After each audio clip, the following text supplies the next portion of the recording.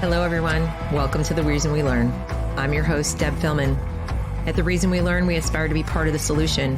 The purpose of this show is to take a good, honest, potentially painful look at the way kids are being educated. We know we can do better, and this is where we'll talk about how. Let's learn something.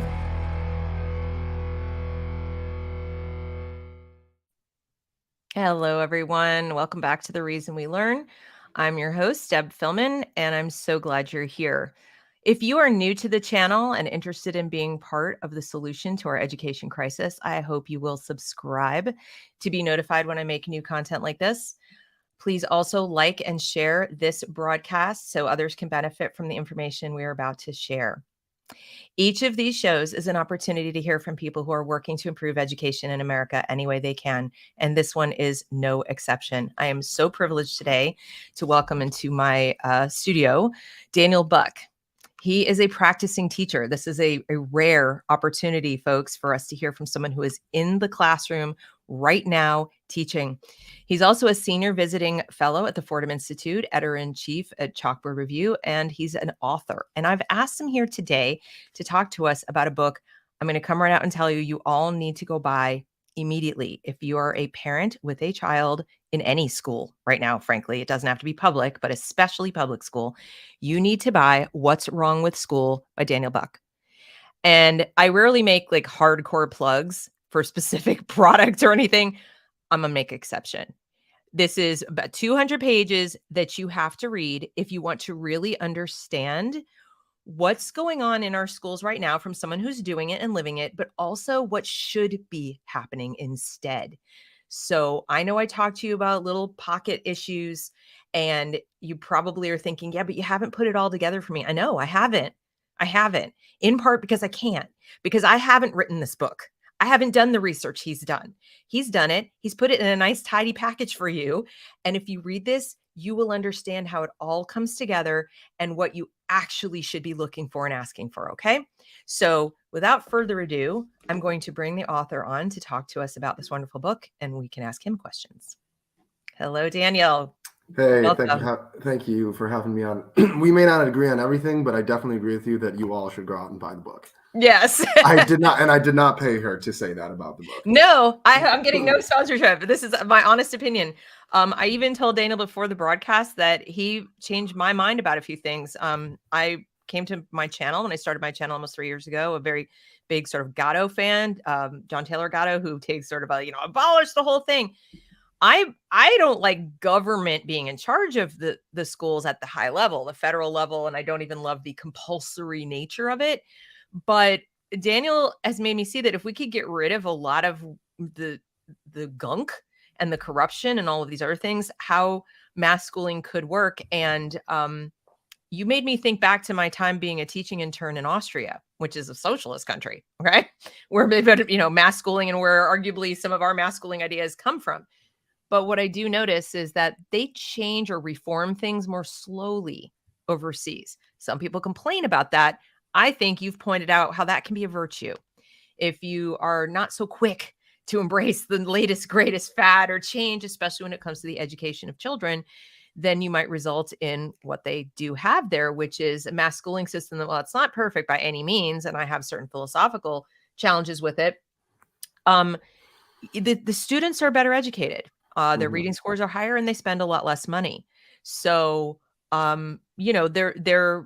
there are arguments for mass schooling. I'm not anti-school. I'm anti sort of government running it, dictating it, defining what it should be when it's so politically charged. And I'm certainly against some of the reforms that are happening. But I asked you here to talk about this book. First and foremost, why did you decide to write it? What was the impetus for this? It was a question that I kept getting asked. People, teachers, especially younger, newer teachers, kept reaching out in their first year or when they were in grad school and asking, what else is there? I found you on social media, or I read this thing that you posted at the Fordham Institute or somewhere. And you're saying project-based learning is not all that it's made out to be. John Dewey and Paulo Freire, these people that we read in teacher prep, are wrong. What do we do instead then?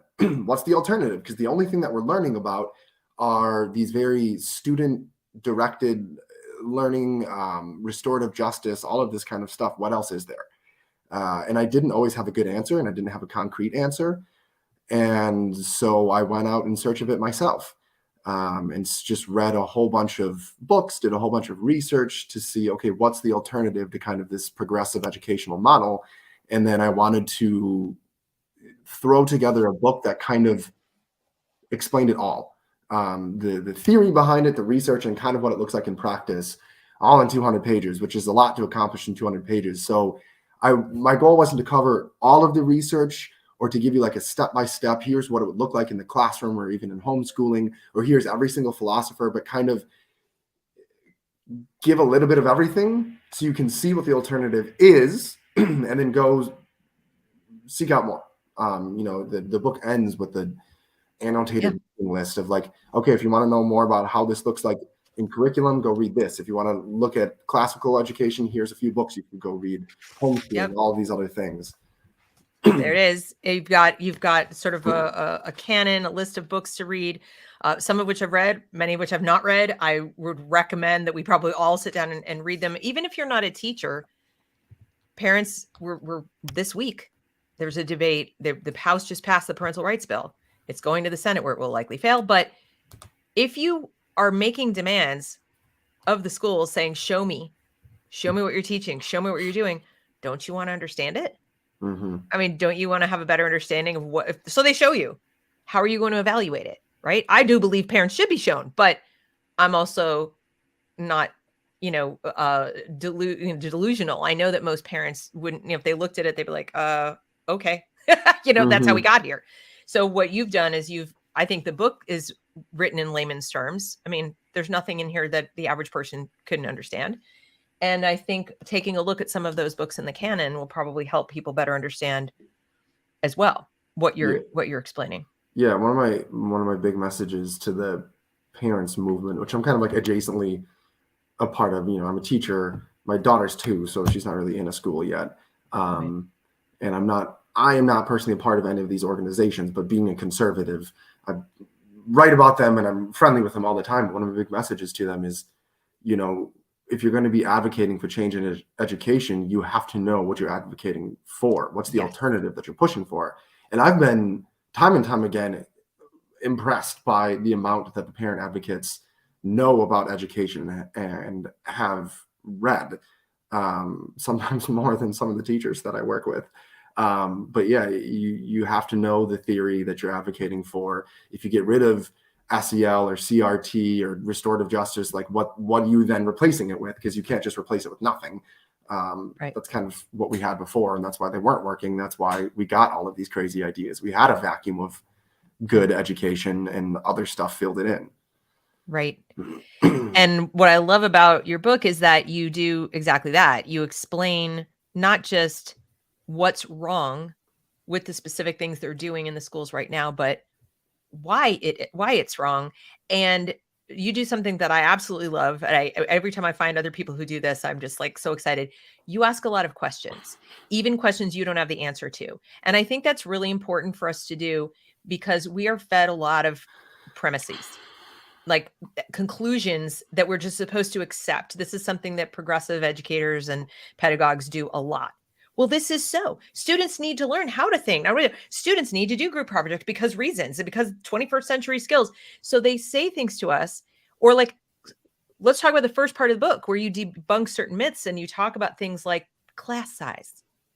And you bring up that, well, what if it actually hurts the students to reduce the class size? Mm-hmm. And I love it. As soon as I saw you doing that, I was like, oh, I'm going to love this book, because you take something that's been accepted, almost like dogma, smaller class size is better for student achievement.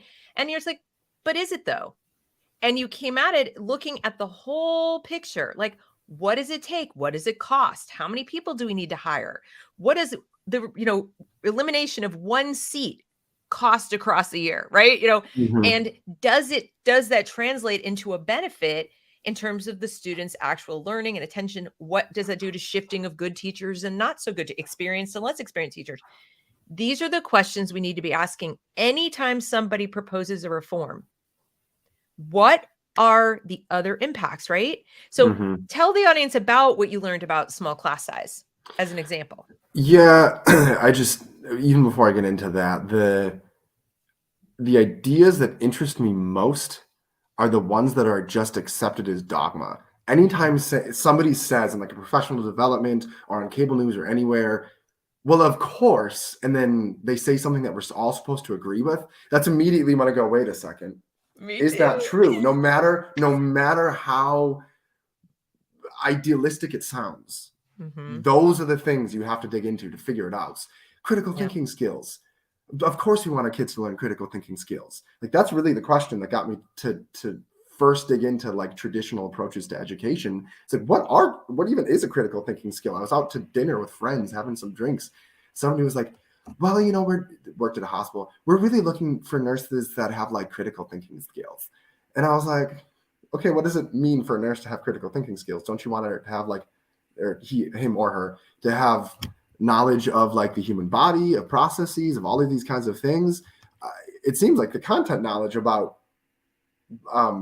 medicine would be way more important than whatever vague idea of critical thinking. But we can get into that later. Let's focus on class size right now, because that's what you actually asked about.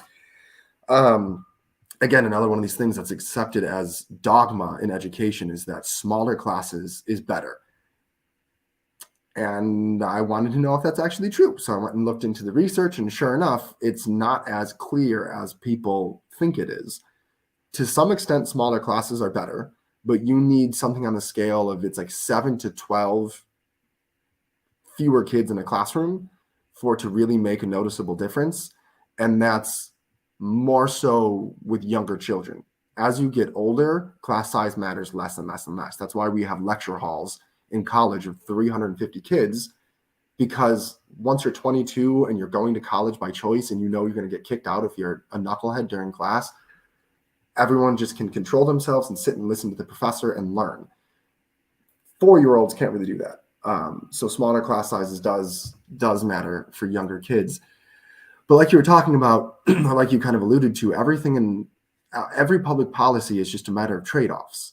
What do we gain and what do we lose? Smaller classes, I can't Thanos snap my fingers and just have smaller classes. We have to hire more personnel. We got to get more teachers. We have to invest more money then. Regarding teachers, California, I don't have the studies in front of me on the screen right now, so you'll have to go look these up for the exact data in the exact cities and districts. But California implemented a whole bunch of smaller class size policies. And then they actually ended up reversing them, because to make smaller classes, they had to hire a whole lot more teachers. Hiring more teachers meant they were getting a lot of inexperienced teachers, first-year teachers, people moving from another job that didn't have any formal training in education. And positions opened across the state, across these districts. Experienced teachers went to the cushy jobs. They went to the affluent schools. They went to the AP classes, the honors classes. And then there were just a whole bunch of openings in poor schools, non-honor classes, special ed rooms. So you got all of these inexperienced teachers filling the most difficult positions in classes. And over time, test scores dropped. So the smaller class size policy made the schools worse because of the trade-offs. Yes, a kid might get more one-on-one attention from a teacher in a smaller class, but the quality of teacher matters way more than the size of the class. And then same thing with funding. Again, I don't remember the exact statistic, but it's something like decreasing class size by one student would require the same amount of investment as Title I, which is the largest federal grant. It says an American education. An increase in class size of one pupil per class would save the American education system $12 billion in teacher salaries, about equal to the entirety of Title I funding, which is the largest K-12 program. So just one pupil per class increase, you'd save $12 billion. And what else could we spend that $12 billion on? Would it be better spent on phonics curriculum? Would it be better spent on some sort of staff training? Would it be better spent on this, that, or the other thing? It's all a matter of trade-offs. We don't have unlimited money. We are always going to have a scarcity of money. So it's a matter of where do we invest that money? Smaller class sizes, not necessarily yet. Because you could have an exceptional teacher with 40 kids in a class, and those 40 kids are going to learn a ton. Or you could have, 3 inexperienced teachers, 15 kids in each class, and those kids aren't going to learn anything because they're with an inexperienced teacher. The quality of the teacher matters way more than the class size. Or the kids could be, some just wishy-washy reading curriculum, and they're not going to learn to read in smaller classes, or a big class with a phonics curriculum, and these kids are going to be master readers by the time they're done with 3rd grade. Right. Exactly. And you further illustrate that point literally when you talk about per pupil spending and compare. You provide a graph. I'm going to show everybody. There's a chart. Those are my pencil lines. Okay. So down here, we have the amount of dollars spent across the child's education, their whole education. Okay. And then up on this axis, you have the reading scores or scores. I don't know if it's only reading, but I think it's reading. I think it's PISA. PISA. Okay. These international tests. Okay. So the international tests. And the longer line that goes all the way up here to this very high score, that's China. And I know people's like, we don't compare us to China. I'm like, oh, okay. just for reference.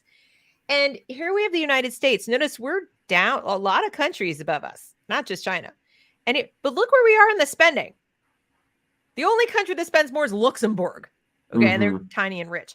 But the United States is second only to Luxembourg in spending. And look at we're not getting our money's worth in terms of our student learning. And you made the point in the book that a large class with an experienced teacher that this is also gets down to pedagogy and methods, teaching to the whole class, teaching to all of them, speaking to all of them, delivering the value of their experience to all of them simultaneously. You get 30 kids getting an equal amount of attention. Mm-hmm. All right. And mind you, I had the preconditions of it's an experienced teacher who's, well-trained and they're good at it, good at presenting the information. They're getting equal amounts of attention. Even that same experienced teacher in a smaller class who's now obligated by pedagogical rules to do like a group project over here and mingle around over there and do this over there. Do you really think those students are getting equal access to that teacher's wisdom and experience? They're really not. And that's something I think that you've done so well in the book is emphasize again and again and again throughout the book, the importance of that individual teacher in the classroom. But I'm getting ahead of myself again. So there's the answer about class size. Mm-hmm. The next myth you mentioned is about the choice, school choice. Mm-hmm. Now, I don't want to get too deep into the weeds of school choice as a political issue, okay? But simply in terms of this building versus that building or this, whatever. When you mentioned what's actually more important than that. Yeah, I mean, I'm a fan of school choice. I'm not quite as rah school choice as other people are on the right. I think it's a more ethical means to allocate funding and allow families access to system schooling if that's what they want. I think it's going to be a net benefit, but I just don't think it's a panacea, a great cure for all of our educational woes, precisely because, again, like you said, the teacher in the room, the pedagogy, the theory of education on which we build a system is way more important. Yeah. If I sit my daughter down at the table and I gave her a choice between Doritos, a Twinkie, and root beer, like that's not going to provide any nutrition. Sure, she's got choice. Woo! Yay! But her choices are still all garbage and trash. And that's the same thing I'm talking about here, where if we fill all of our schools with ineffective instruction, bad curriculum, bad pedagogy, bad first principles, then what it means to be educated, the purpose of our education system, these really, really big philosophical questions, if we answer those incorrectly, then I don't care if they go to the charter school, the private school, or the public school, or the home school, our kids aren't going to get educated regardless of the choice that they have. Right. And that's something that I love the way you've approached that in the book too, is that the structure of the book, folks, is to first go through First, she's, given us some wonderful anecdotes that help you understand why looking at education this way is so important. And then some of these myths. But your approach to this is to first, let's look at the philosophy of education. I did a video over a year and a half ago asking parents, what is your philosophy of education? If you don't know, you need to sit down right now and think about it. And I didn't tell them what it should be at the time, because I don't think that's my province to do. It is up to parents to decide what education means to them and what it should be for their kids and so on. It's going to be different than what I think it is. One of the challenges with mass education or, state funded education is that they can't make those decisions. They have to make a decision. They have to choose a philosophical approach because we have equality under the law. If we're using taxpayer dollars, this is just how it is, folks. I don't make the rules. But you need to understand what yours is, and you need to understand that the one the school is using. So you start the book there, going through like philosophies and the ancients to more modern and so on, and bringing us right to the progressives and what's going on. And then you go into the research that supports these different philosophies. And then you get into the, actual action in the classroom and, what you think it should be. How would you characterize yourself and your philosophy of education now that you've gone through this work? Yeah, I always describe myself as classical adjacent, or I use the term traditional is kind of a little more a bigger tense. You get classical or classical education, like a liberal arts education. There's a modern movement of knowledge-rich direct instruction. They need to have some better branding, because that's not a phrase that's going to sell well. Yeah. I've had these debates. Do you know Tony Kinnett? Yes. Yeah. He and I have debated many times, what do we call this alternative approach to education? He thinks we should just call it conservative education. I don't think that's a good branding model. Yeah, no, I think re-embracing like a liberal arts tradition, that's a nice sounding term that I think is going to get a whole lot of people who agree. You said neo-traditional. You sort of Yes. referred to it as neo-traditional, and I don't really have a problem with that, except the word the neo part has been associated with so many negatives, but it's kind of accurate. Yeah, neo just means like contemporary. That's all. Contemporary traditionalism. There's somebody who reviewed my book and they used a really good phrase. I was like, man, I wish I had used that phrase. Yeah. He said something like, modern methods can prove that traditional methods work, meaning a traditional approach to the classroom, modern research, randomized controlled trials, longitudinal studies, all of these kinds of things, these modern scientific methods of trying to see what works in the classroom can prove that the old school education works. Yes, kids sitting in rows, doing some drill and kill, doing rote memorization, sitting silently and listening to the teacher explain a concept, give a bit of a lecture for 10, 15 minutes and actually teach something. That's what our job title refers to, before setting them loose to practice on their own. That actually is the most effective way to learn that we've so far found. Right. Do you think that part of the challenge is what you described as, we're piecemealing it. So we're using it. The schools currently lean heavily progressive. They have the loudest voice in the schools.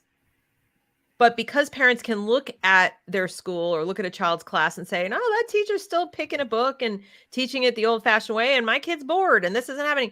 So it's like we've got, in my opinion, lousy, unproven, faddish pedagogy and then mixed with some, smatterings of traditional methods done poorly by either inexperienced teachers or teachers who just they're burned out, or they lack passion, or they've had no instructional design classes, or the professional development is so skewed towards progressivism.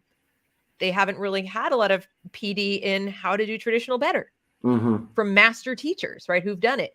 So I think parents are still down on the traditional methods because they've seen it done poorly. What do you think? I think there's two strains of thought. Let me see if I can already remember what they are, because I was just listening to you. Poor training and, experienced versus inexperienced teachers. We'll come to the poor training second because that'll be easier to remember to come around to.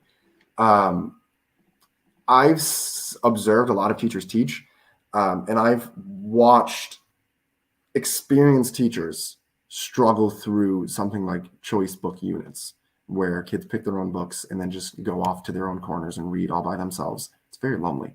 But experienced teachers that know how this should work and have been doing it for years still struggle with kids. They open their book, they lean back, they put their phone on the page, and they just sit there and pretend to read. Or when you set kids loose in that way, there's less structure, so you have a lot more behavior problems. Versus I've watched inexperienced teachers kind of fumble their way through Romeo and Juliet or Homer, but they get through it and the kids learn something. We're always going to have a bell curve of teaching quality. Right. I don't remember, it's like millions of teachers that by necessity, then we're going to have average Joes in there. We're not going to have our whole education system full of Hollywood quality teachers. And I think if I had to roll my dice and bet on what's going to be more effective in more classrooms, it's the traditional method, because I've watched inexperienced teachers have some success there. Versus the kind of progressive methods I've watched experienced teachers, so-called master teachers, struggle through. And then you were talking about the training. Like you said, there's no training on how to do something like structured practice well, or how to give an engaging and effective lecture. In my own classroom, I quote lecture all the time, but I'm putting up diagrams on the board. I'm telling stories to make a point. I'm asking a lot of questions. There's a lot of call and response going on, because I've read about how to give an effective lecture. I've looked into it. I've watched people. I've talked to people and other teacher trainers on how to do it well. And so my students, when I ask them, do I have a lecture? They say no. And I'm sitting there like chuckling to myself, because I do every single class. I'm up there explaining, I have the whole class's attention, all their eyes are on me, and I'm explaining a concept. I'm defining a word. I'm explaining a grammar concept, and they're taking notes. I lecture every single day. It's just, I'm not sitting up there, this caricature from Ferris Bueller's Day Off, rambling in a monotone, being boring, and the kids are falling asleep at their desk. I'm trying to keep engaging and all that kind of stuff. So yeah, it's yes, I think in answer to your question. I didn't remember what it was. I just started rambling. Well, no, everything you've said is great. I just think what is happening is parents are falling prey to the similar impulse that, policymakers fall prey to, and probably for one is demanding of the other. So they see something isn't working, or the kids are bored, or I hate school, or whatever. And the impulse is to wholesale change it. Like the method must be the problem. And so we need to use a different method. And that's where I think my opinion is that some of the progressive methods sound appealing. We'll do a group project, or the kid chooses a book. And so if you're not thinking too deeply about it, if you're not considering those trade-offs that you mentioned, even as a parent who's frustrated with public schools, you might think, well, yeah, I like the whole choice thing, and I like this, and I like that, in the academics. I just think there are too many misbehaving kids in the class. Like they don't seem connected, or the teacher is, phoning it in because they're a union teacher, or in other words, they're not seeing the connection between the philosophy, the pedagogy, and the practice. All these things. And then of course the behavior. And one of the things that your book does so well is explain how that you they're connected, guys. You can't just pull one out and fix it and everything else is going to work. They affect each other. And I think the philosophy leads the way, sort of deciding what education is and why it is. Okay, will guide those other decisions. So to that end, what is it about the more, first of all, can you define for us the more traditional philosophy of education, like what it's for, and then why these more traditional methods do better at implementing that. Yeah. I'm going to go on actually a separate tangent. Can I not answer that question to start? Because Absolutely. you were talking about the natural, like appealing nature of progressive education. Right. And I want to, because I know most of your audience is parents, Yes, be please.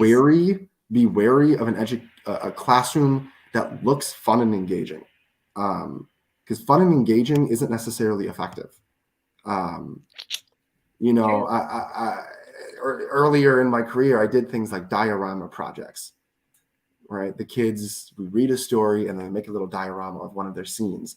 And the parent walks in and goes, "Oh my, look at all of these projects. They're having so much fun there." But what have they learned from doing this diorama project? They learned how to work a hot glue gun. They haven't really learned any like social group dynamics, because usually what happens is one kid in the group does everything and the other kids slack off and don't learn anything. They haven't become better readers from doing it. They haven't learned how to analyze a book. They haven't learned any historical knowledge. They just made this cute little project. Or PowerPoint presentations. They might learn how PowerPoint works, but does any of the content, the important actual, factual knowledge and academic skill, has any of that stayed in their brain? No. They've been so focused on making their slides pretty that they haven't paid any attention to the actual content on the slide. And so they might remember the jokes they made with friends. They might remember how to add an animation to a PowerPoint slide, but they're not going to have learned any of the important stuff that we want them to learn in school. So very, on the surface, fun and engaging classrooms aren't necessarily effective. And also, I do a lot of traditional education. My kids have to work silently sometimes. They write essays. We learn grammar. And you know what? I don't want to brag, but I'm often kids' favorite teacher. Yeah. I'm not the best teacher in my building. I'm not going to brag that way. I know I'm better than average, but like kids really they know it might be boring to sit and do grammar drills every day, but then by the end of the year, they've written, long 3-page, thoughtful, well-written academic essays, and they're really proud of that. And they know that this is meaningful in a way that a cutesy little project isn't. The cutesy little project gets thrown in the trash, and some kids keep their essays or their poems that they wrote because they're proud of them. Or I make them memorize a poem every year. And they hate it at first, but then they come back to me a few years later and like, "Mr. Buck, I loved your class, and you know what I can still do?" And they look at me and they go, I wandered lonely as a cloud that floats on high o'er vales and hills, and all at once I saw a crowd, a host of golden daffodils." And they recite their poem for me, and they're like, "This is a keepsake that I will always have in my brain because of your class. Thank you." I'm still grateful to Mrs. Clausen for making me memorize the Midnight Ride, the Paul Revere's Ride, Longfellow. I can Isn't still that a do really it. long poem?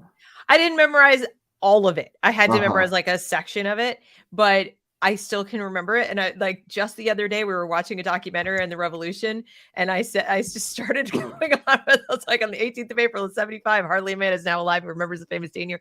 And I'm just going, and it's like, how do I remember this from 8th grade? So it's true, and it did give me confidence. But you know what I heard you saying in this story, in this part of your exposition here, is that you're telling people how you taught, are you ready? Social and emotional skills. Okay. Through academics, through lecture and so forth. Because what happened? The kids came into something not very confident and not very competent either. They left with confidence and competence that lasted a long time. They learned self-control because they had to sit silently and work or listen to you. They learned self-awareness because they had to, perceive what they were good at, what they were not good at, and they had to focus on. So in other words, from an individual perspective, the traditional method does a fabulous job intrinsically in teaching social and emotional skills that we're told all the kids need, right?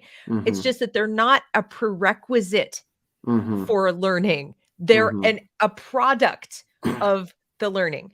And so that's what I heard. I'm listening to them going, oh, think of all the wonderful, you get the knowledge, but you're also getting these intangibles that people tell us are so important. The other thing you pointed out when you talked about teaching Romeo and Juliet that I absolutely loved, I bet parents don't think of this. because you're hearing so much of cultural relevance and multicultural and critical theory, is that when all the students in a class read a single work, they find they have things in common they never would have otherwise thought they had in common. Mm-hmm. So they're reading something from the 16th century, Mm-hmm. and they're coming out of it. They obviously have nothing in common with the Bard, and they really don't have a whole lot in common with the Romeo and Juliet other than being teenagers, which is a lot. But they're finding commonalities. They're finding that's what my life is like. One of your students said to you, and I have arguments with my parents. And what should Juliet do with her, as far as her dad's disapproval? And they put it into their context. The students are capable of doing that, especially with your guidance. And we're not giving them credit, I think, when we deny them access to these works. Yeah. Romeo and Juliet is just such a great example for it. We need to be giving them books that are relevant to their life. It's like, okay, young love, or these they're totally passionate and just stupid, dumb in love, but they have no idea what to do. They have parents that disapprove of what they're doing and are overly strict. You have, and they're going behind their backs. You have, these other kind of proto-parental figures that may not be giving them the best advice. You have street violence and gang violence. The list goes on and on and on and on and on, where this is exactly what these kids are going through. And I have taught affluent white kids. I taught English as a second language. I kind of worked with the more advanced kids. So we read Romeo and Juliet with them.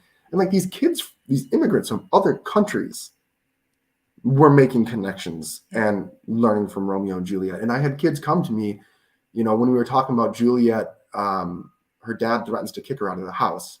This girl comes up to me, this little Hispanic girl, and she's like, "Mr. Buck, this is the first book that ever got me."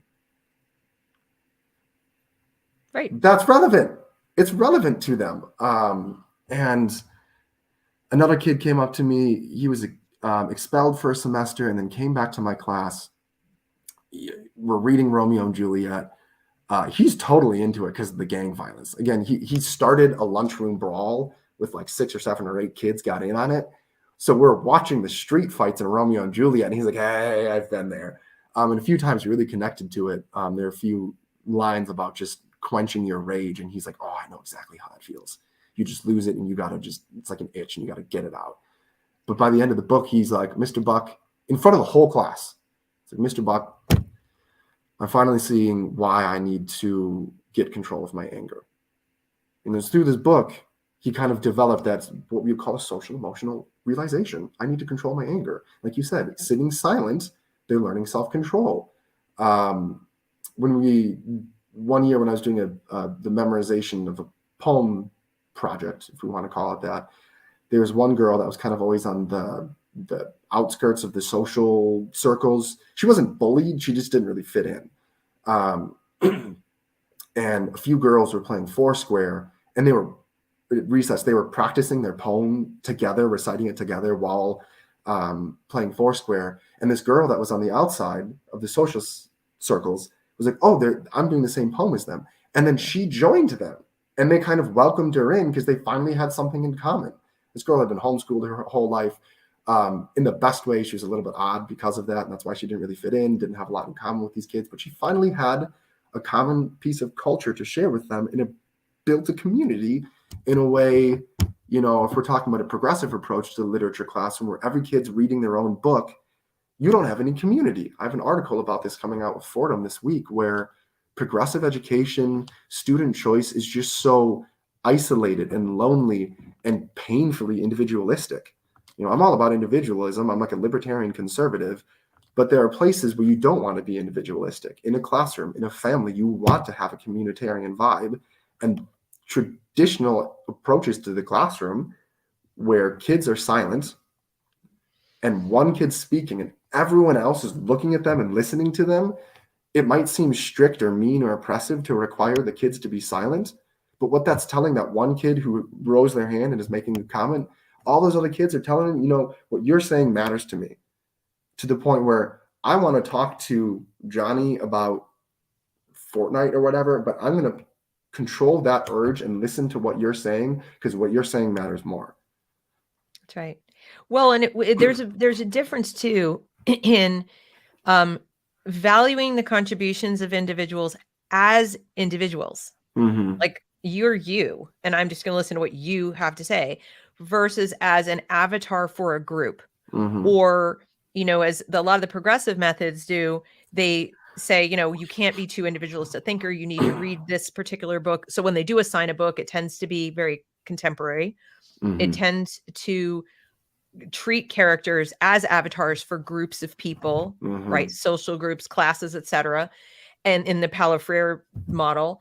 And then if you're a student in the class who isn't in one of the preferred groups or the victimized group or whatever, you now find yourself, now you're deemed like the oppressor. So in other words, even the group work that gets done, not group, but the work that gets done where it's supposedly sharing has so many pieces of it that actually separate.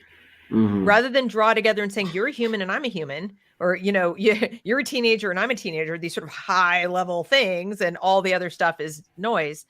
It's all the hyphens.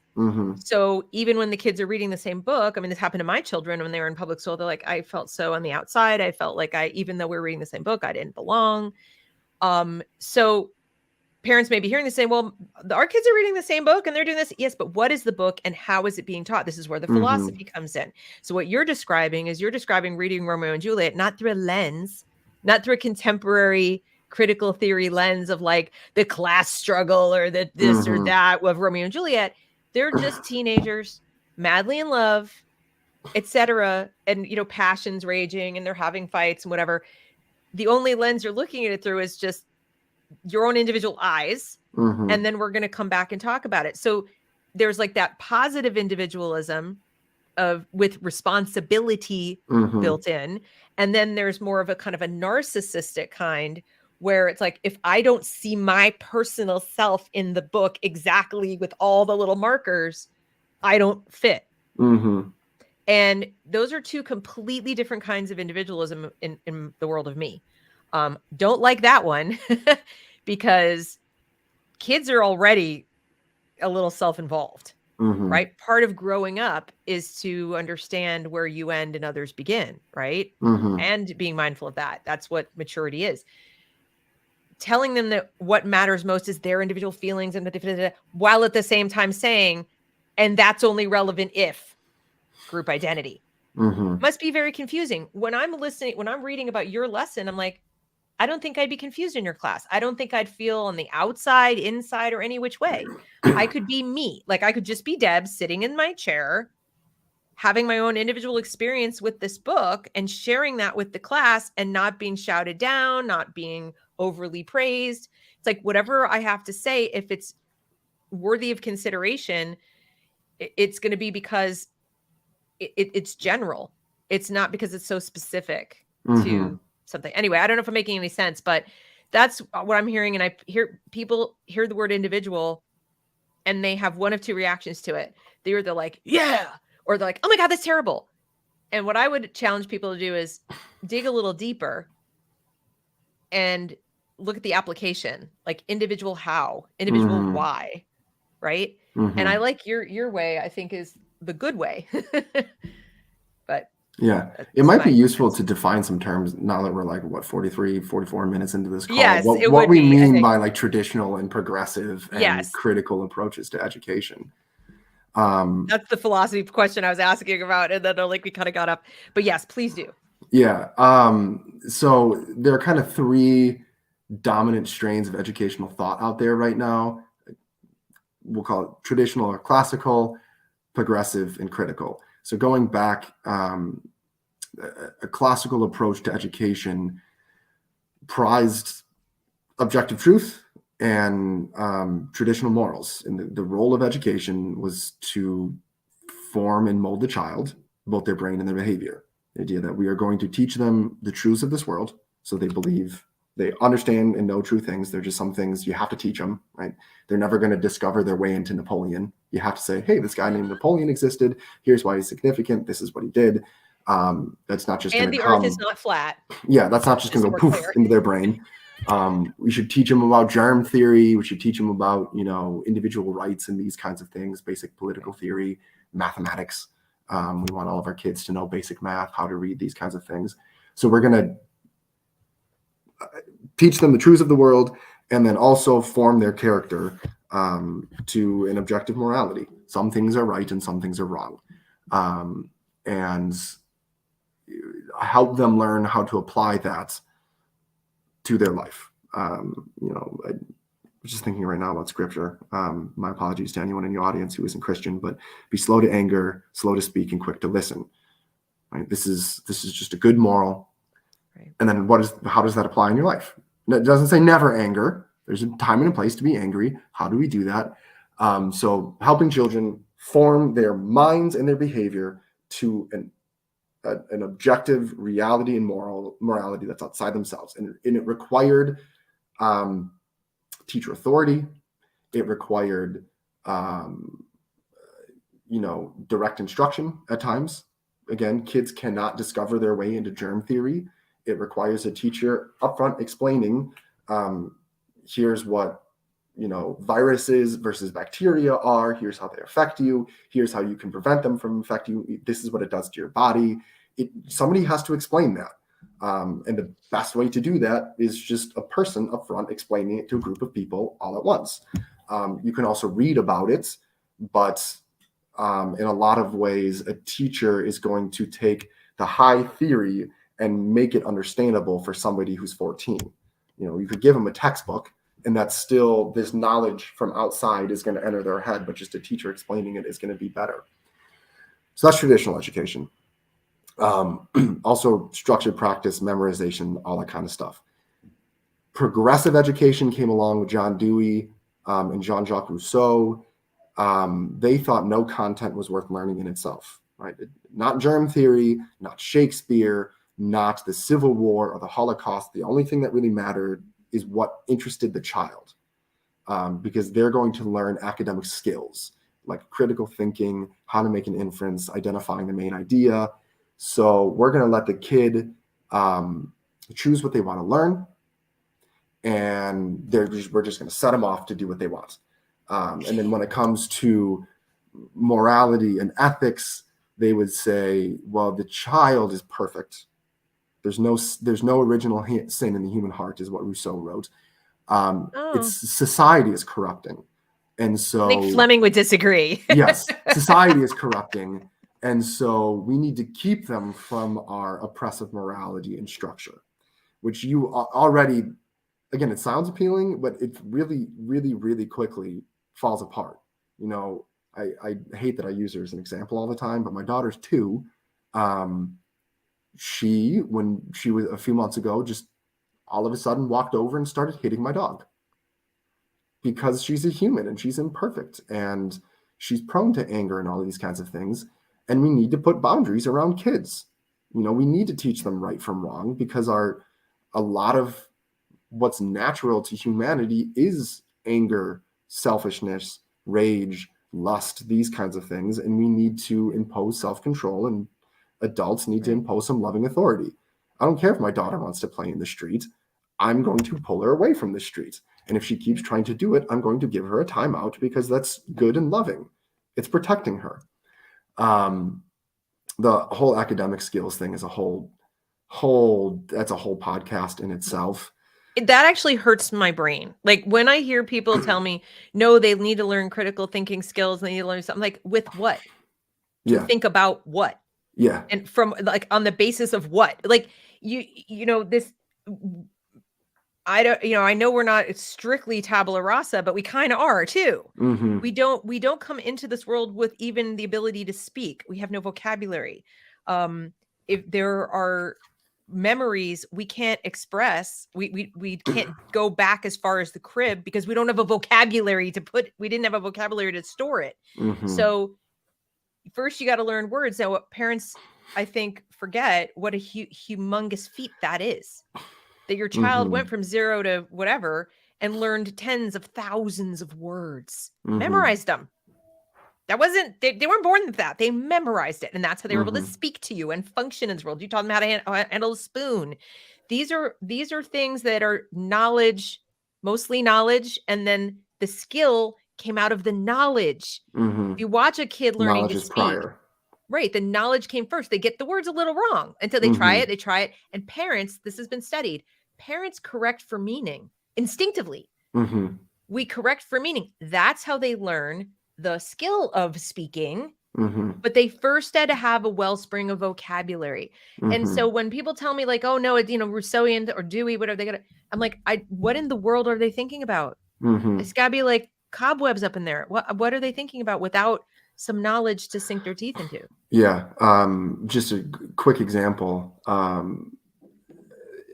consider myself a bit of I think I can think rather critically about education, but it's because I've read a lot about education.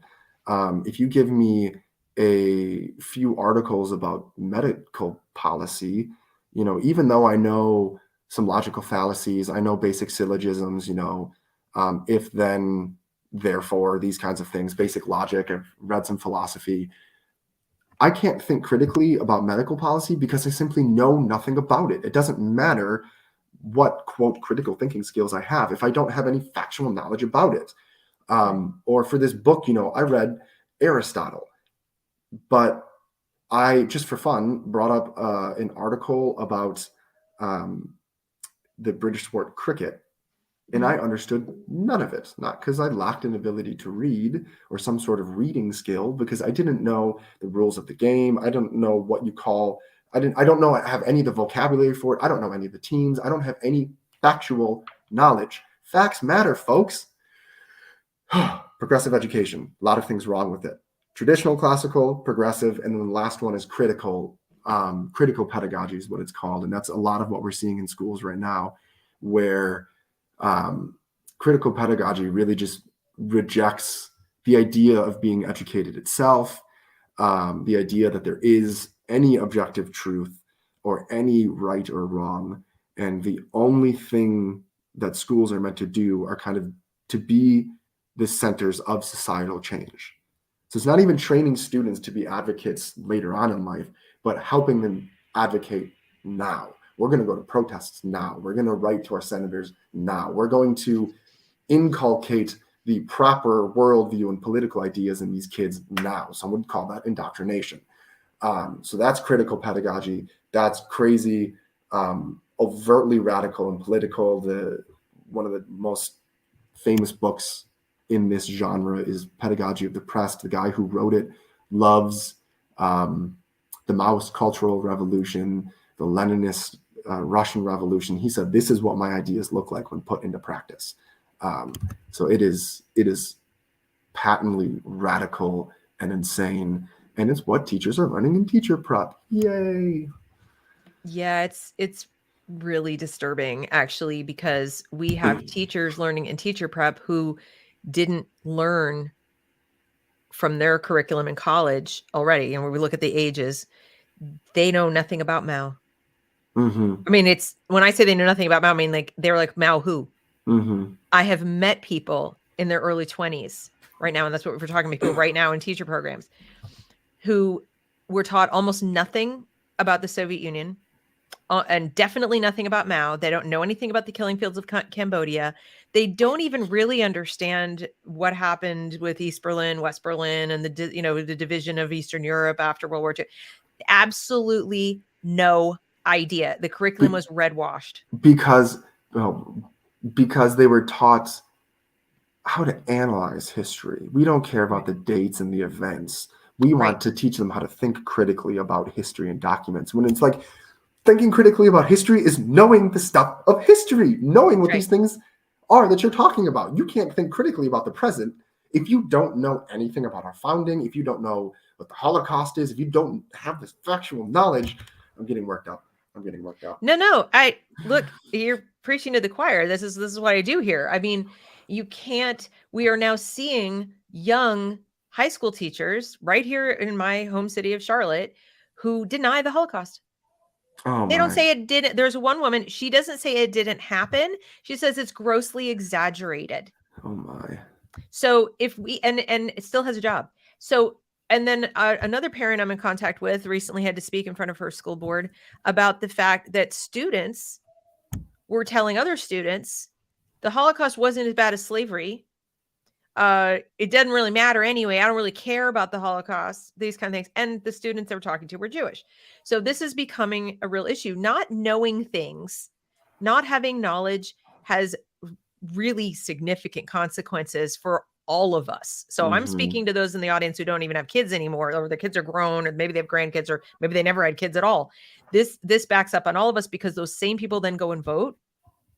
And when they do vote, they're applying their critical thinking skills, but with what? They have no knowledge. They don't know what it is they're changing, what they're throwing out, what they're tearing down. And you really probably shouldn't undertake to change something, never mind wholesale change it, unless you understand why it was the way it is. Things aren't the way they are for no reason. Okay. So I really like that you've gone through each of these philosophies, explained how the critical pedagogy one is dominant. It's probably at this point in the average school, you have the dominant direction, mission, vision, whatever the words are that they use in the homepage, is the critical theory. I would say at this point, you probably got, the praxis on a daily basis is still predominantly progressive with they go to PD, the professional development, they get the critical theory, and then they're taking that and applying it within the progressive model of it. We'll do a group project, we'll do whatever. And the traditionalist is getting edged out. So there are still those pockets of people like you, or, I'm choosing a book.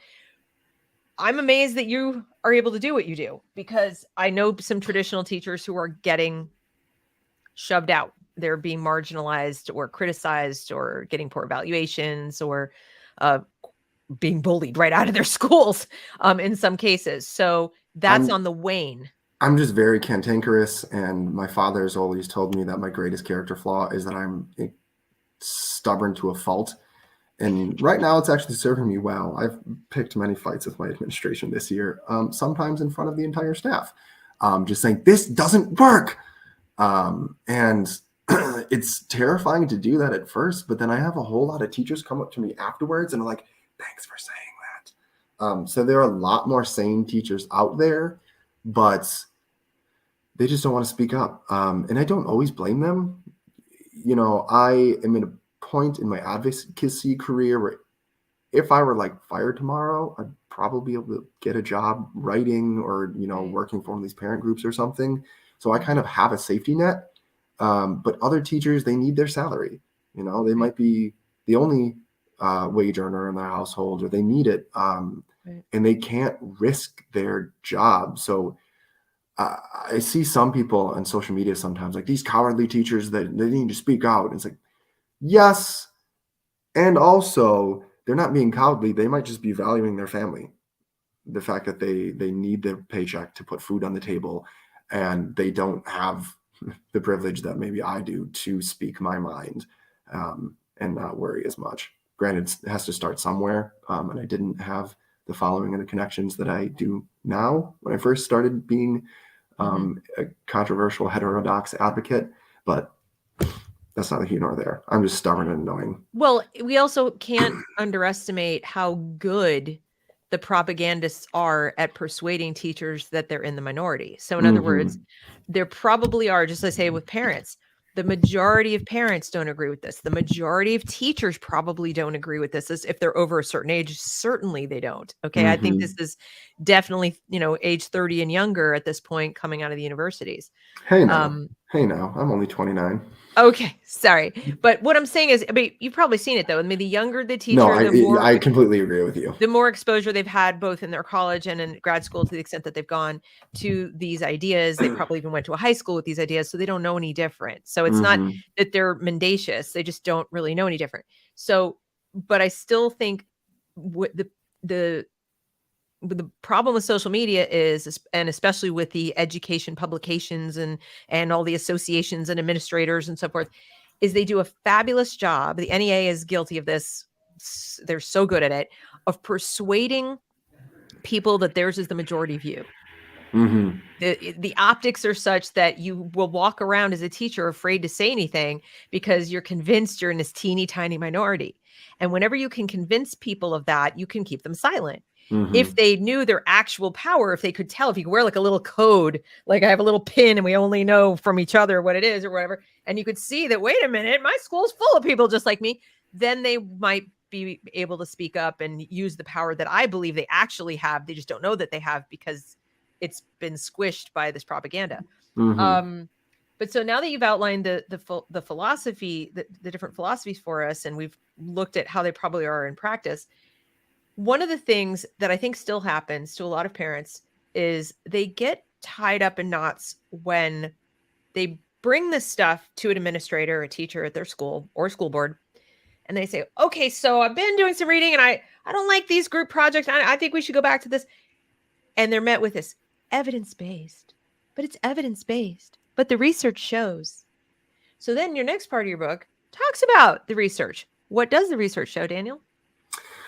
So a lot of that evidence-based, research-based, I was reading a survey of the research on restorative justice, and I was flipping through a meta-analysis, and I was flipping through, it basically covers all of the studies on it.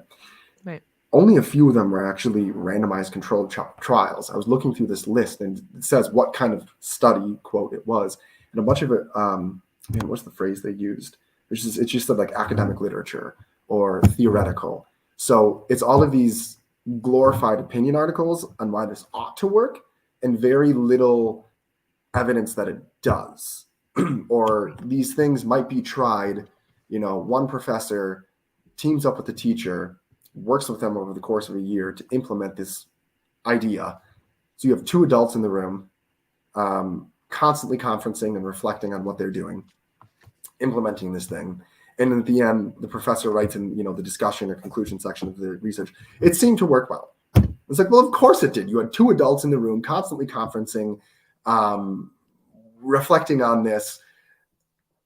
But what do you even mean by it worked well? Like the kids enjoyed it, they were engaged. Did test scores show that it improved at all? I don't know. So you get a lot of this bad research or glorified, academic opinion article trafficked in as evidence or research based, when really there's no evidence or research that it works at all. It's just some Marxist professor saying, well, this is what works. Get over yourself. Well, you bring up a good point. They're not defining the term works. Uh-huh. So parents, when you get this information, like, well, it's evidence-based or the research shows, you need to really push a little harder and say, shows what exactly? In other words, what was the ultimate objective and how did that manifest? And, how do you know what you say that you know? And then does the word works for you mean the same thing as it means for me? Because for me as a parent, you're talking about restorative justice as an example. Works means the kids stop fighting in the class. They're not beating up on the teacher. They're sitting quietly and doing their work. And there's not recidivism. They're not continuing to get emboldened and fight some more or whatever. It stops. So if that didn't happen, then it didn't work. Yeah. So some of the research, one that just comes to mind right now, do I want to talk about project follow through or a comparative study? We'll do the comparative. An example. So there's this progressive approach called discovery learning. Basically, we're going to set kids off on their own to discover their own knowledge and construct their own knowledge.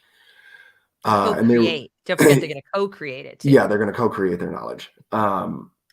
Versus, again, a teacher-led direct instruction, teacher up front giving a presentation and then testing the kids on it. So they have this contraption. There's a ramp and the ball rolled down the ramp. You could change the ramp height. You could change the kind of ball that you use. You could change the surface of the ramp. And then there was one other variable that you could change on this contraption. So the idea was we're going to teach kids about changing one variable in a scientific study. So it was to teach kids about single variables, changing that, studying one variable. And the researchers ran a few different classrooms. In some of the classrooms, they just gave the kids these contraptions and let them putz around with it. gave them some direction on what they should be doing, some, note pages that they could choose from for how they wanted to take notes on what they were doing. And in other classes, there's a teacher up front that basically ran an experiment with this thing, changed the height, and then they all together as a class took notes. And then the teacher gave an explanation. This is what we're doing. This is how researchers and scientists run studies. They set a hypothesis. They control for variables. They change one at a time to see how it changes. At the end of both of these classes, they gave kids a basic test. Did they understand what it meant to control for a single variable? Way more kids in the teacher-led, boring, quote, classroom understood this concept than the kids who just discovered their own learning.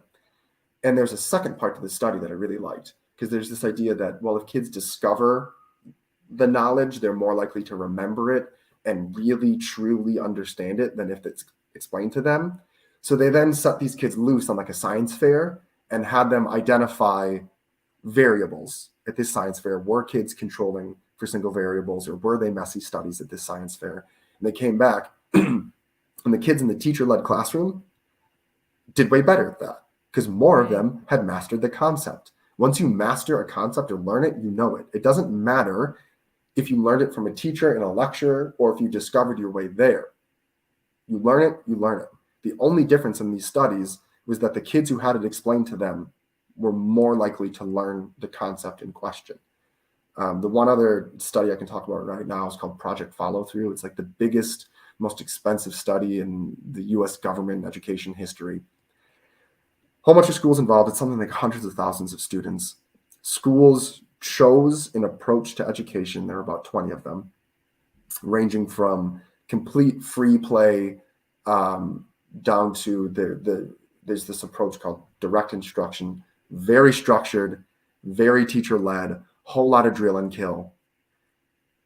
Schools implemented it, and then they tested these kids for, basic academic knowledge, problem-solving skills, and then their self-esteem at the end. And it was the very, very structured, teacher-led, structured practice, drill and kill, memorization approach blew every other approach out of the water.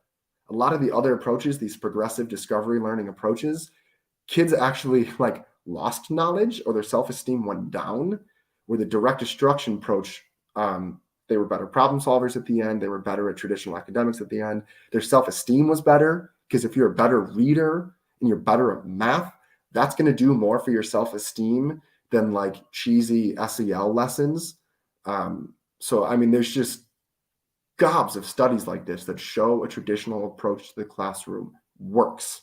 And project-based learning, discovery learning, individualized instruction, no matter how ideal it sounds, when put into practice, is just ineffective. I would love if project-based learning worked, because it looks appealing and it is kind of fun and engaging for kids, but it's just not effective. Right. Cake. I would love if cake was full of vitamins and minerals and nutrients and proteins and complex carbohydrates, but it's not. So I can't eat cake all the time. I have to eat carrots, and I have to eat my proteins and complex carbs and all these kinds of things. I think the big thing is that people, and human beings have a tendency to do this. We have a tendency to exaggerate the negatives in our own memories and downplay the positives. And so if we had a negative experience in our own schooling, or thought something was boring, we maybe blow that up and forget about how much we did learn. Wait a minute, I knew all this stuff and I did learn my multiplication tables. And to your point, competence does build self-esteem. So I know that we're coming up on time soon. So I want to make sure that before we finish off, that you can help people understand now that, and you've gone through the philosophy, and you've emphasized the fact that these more traditional methods not only are more aligned with how I believe most of us parents want our kids to learn. What we think of education is they should know things. Mm-hmm. They should finish 13 years of their lives actually knowing more than when they started in a real way. I think now that most parents have heard that it's kind of hard to think critically without knowledge base. that'll probably start to sink in. And hopefully some of you listening will say to yourselves, yeah, that makes sense. And please let that solidify. But finally, how do we, the whole last section of the book is like how this could be, traditionalism in action. So a lot of parents are probably watching thinking, okay, this is great and I want it and I'm going to go buy the book and I want to learn more, but how do we make it happen? Now what needs to happen? A million and one different things. We need to, a lot of these terrible ideas are coming from schools of education. It's funny that these so-called experts in education have the worst ideas in education. So from a policy matter, I think reforming teacher credentialism is going to be essential. So that's one thing we can advocate for, sort of decoupling the schools of education and teacher prep from actual teacher training. A lot of the best schools out there just get intelligent, entrepreneurial graduates in their fields of study, biology, chemistry, English, history, and then train them in-house. A lot of no excuse charter schools just grab recent graduates, give them like 6 weeks of training over the summer, and then coach them in the classroom throughout their first year.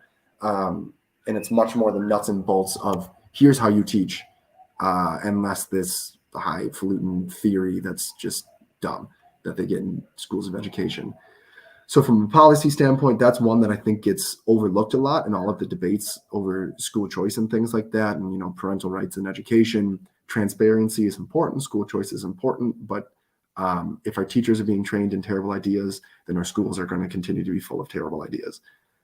It's like we're scooping water out of a boat and completely ignoring the hole where all of it's flooding in. We're trying to get rid of all of this ideology, and yet more and more is just going to keep coming in from the schools of education. So we got to plug up that hole. From a more practical parental standpoint, if you're homeschooling your kids, homeschooling parents, I think, are already doing this, but reading the research, getting some of the books of theory, reading some philosophy, so we really know what we're doing and we're arming ourselves. I'm using we there because I may end up homeschooling my own children. And then also, as school choice spreads, again, being educated enough in education to choose good schools. Just because a school is private or just because a school is a charter school doesn't mean it's going to be full of good ideas or effective instruction. So, lean into the classical schools, lean into the no excuse charter schools. If you see a public school that's doing this, support them. Like you said kind of at the beginning, I am not a proponent or an opponent to any form of these schools. I just want education. I support education wherever it's happening. And then, advocating for and supporting the teachers that are doing this. There are a lot of teachers out there that just want an orderly classroom to teach kids about the history and literature and science that they have come to love. Support these teachers.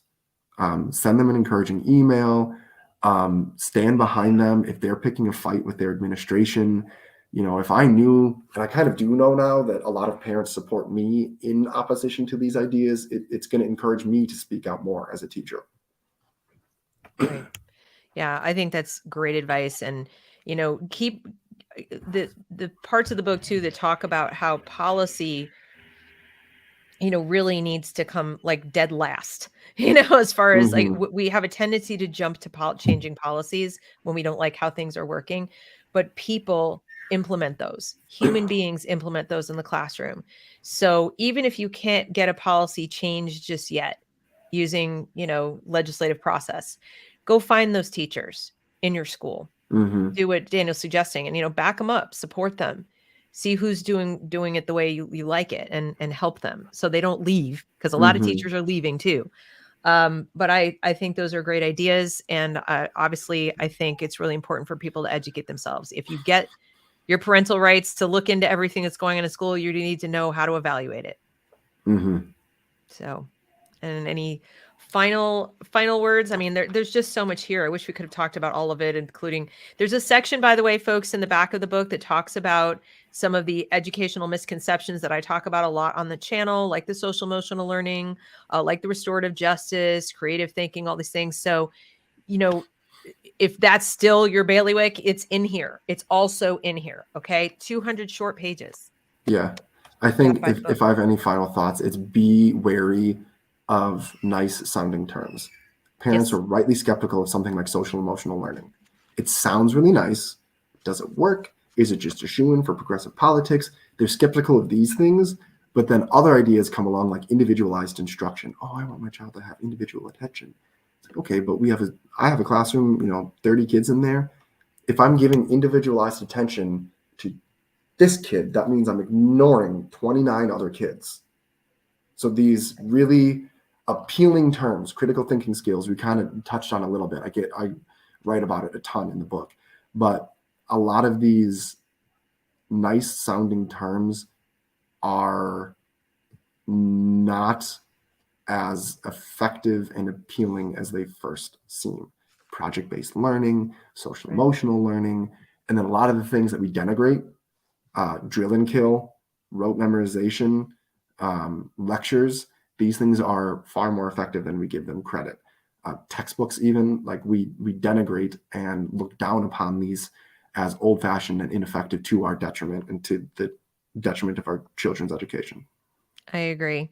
You say in the book, you say that much of the dominant progressivist discourse wraps itself in self-righteous language, and so opposition appears in opposition to all good things. Mm-hmm. And so I understand, folks, in the audience, if you feel intimidated because, what monster would oppose fill in the blank? The thing you need to ask yourself is what monster would wrap, cake, right, in a carrot suit? It's like, or whatever.